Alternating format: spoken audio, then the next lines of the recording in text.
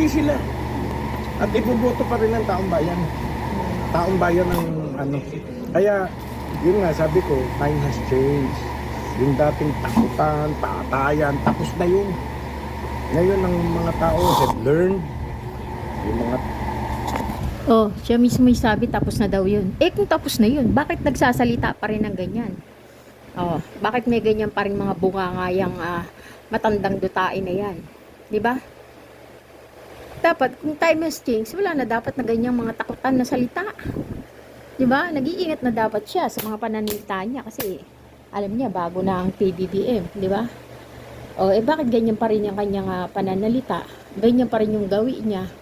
Parang wala pa rin siyang pinagkaiba. Oh, wala pa rin siya respeto. Oh, 'di ba? Kung time has changed, ibig sabihin, hindi pa rin nagbabago ang panahon. May takutan pa rin na nangyayari. Ito naman si Jaime Santiago ng NBI, parang bingi na bulag, ewan. Binging bulag yata ito eh. Hindi niya nakikita at naririnig yung mga kung paano manakot sa pananalita yung PBBM sa PBBM picket line. Kasi sino ba ang patatamaan niya diyan? Syempre yung mga senador sa under sa PBBM lineup, 'di ba? Ano, bobo lang na hindi maintindihan nitong si Santiago na kung sinong senador daw. Alam nga bang patayin niya yung mga kaalyado niyang senador? Siyempre, ang papatayin niya yung mga kalaban niya. Napakakitid ng utak nito. Ewan, kahit simpleng ay sabi mo yung mga illiterate na tao, yung mga walang pinag-aralan, kahit grade 1, no read, no write, maiintindihan ng mga tao na no read, no write yung ibig sabihin ni Digong Duterte doon. 'Di ba? Pero itong si Santiago na director na ng NBI, hindi niya pa maintindihan. O anong utak meron to? O, 'di ba? Ibig sabihin, utak kriminal din meron to eh. Kasi bird of the same feather flock all together. Parehas sila ng utak. tao ay alam na yung tama at mali.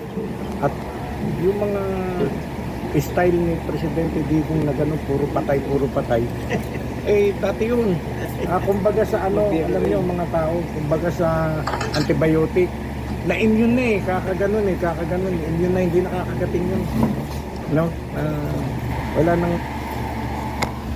Oo, merong immune. Bakit? Ilan ba ang Pilipino? Palagay, isa lang ba ang Pilipino? Ha? Ba yan? Ito na tayo sa...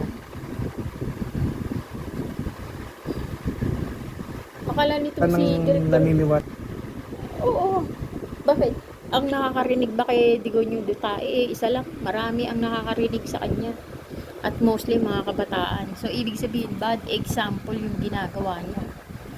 Kaya, hindi pwede na yan na ganun-ganun na lang na gustong mangyari nitong NBI director na to na halata namang makaduta ito. Puro duta ito, kaya ganyan reaction niya eh, di ba? Huwag niyang binibilog yung mga nakakarinig kasi may mga tao na nangangati ang tenga dahil sa mga naririnig.